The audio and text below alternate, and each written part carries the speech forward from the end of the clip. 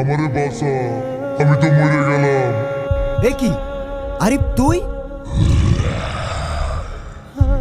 আমার কবরে আযাব হচ্ছে।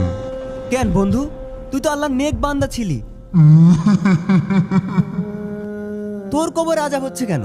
3 টাকা বাকি করিলাম, এই জন্য আমার কবরে আযাব হচ্ছে। তুই আমার বাঁচা। কিন্তু আমি তোকে কিভাবে বাঁচাবো? তুই তো এখন কবরে। তুই আমার 3 টাকা পরিশোধ করে দে। ঠিক আছে, আমি এখনই যাচ্ছি।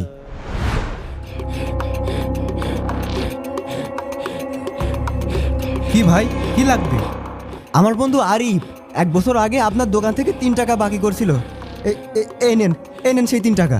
আরে ভাই, 3 টাকা দেয়া লাগে নাকি? 3 টাকার মূল্য আমার বন্ধু কবরে ঠিকই বুঝতে পারছে।